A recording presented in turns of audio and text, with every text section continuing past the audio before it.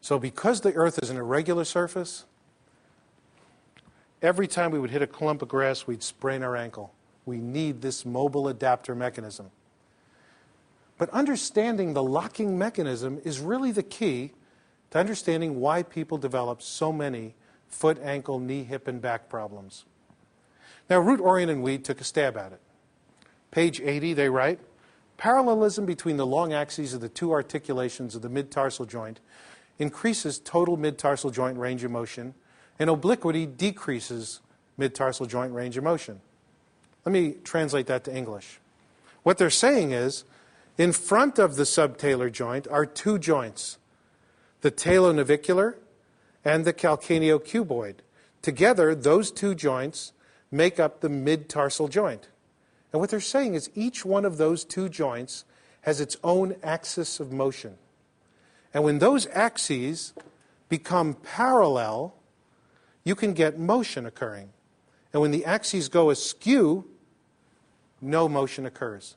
And this is what's taught in biomechanics, in podiatry school. You'll see it in chiropractic as well as physical therapy.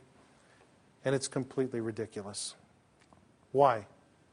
You only need to open a talonavicular joint and look to see that it's round. In fact, Serafian, who wrote Functional Anatomy of the Foot and Ankle, calls this joint the acetabulare pedis, the acetabulum of the foot, the ball and socket.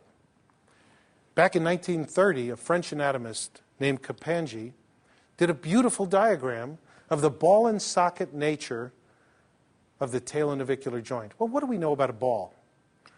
Any axis that goes through the center of a ball is a valid axis for that ball. So the talonavicular joint, being a ball and socket, has an infinite number of axes. So whatever the axis is going to be at the calcaneocuboid joint, it will always find a parallel axis at the talonavicular. So the idea of axes going askew is ridiculous. So what is the locking mechanism?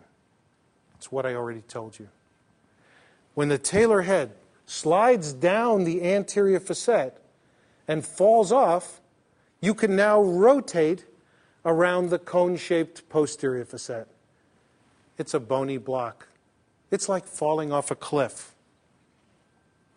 Well, if you can understand that, you'll understand why so many people develop foot, ankle, knee, hip, and back problems.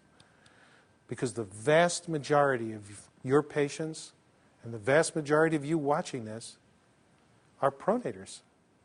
In fact, there was a study done in Belgium that was presented at the John Weed Foundation meeting where they showed 95% of all people pronate excessively.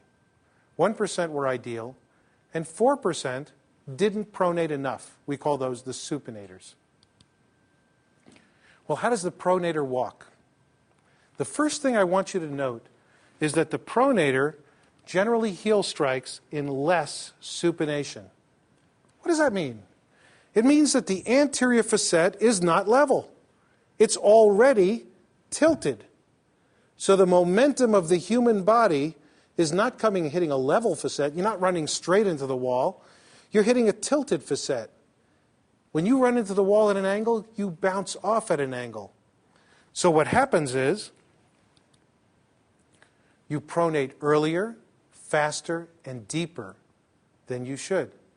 You try to recover, but at mid-stance, when the body weight is coming directly over the foot, instead of being near neutral position, you're coming over a pronated or unlocked foot. Now, coming over a pronated or unlocked foot 10 to 15,000 times a day creates biomechanical deformities that we call diagnoses. Let me make a distinction for you between a diagnosis and a symptom. You know what a symptom is? A symptom is when it gets bad enough, you're willing to pay money. In medicine, we start treating people when they take out their wallet.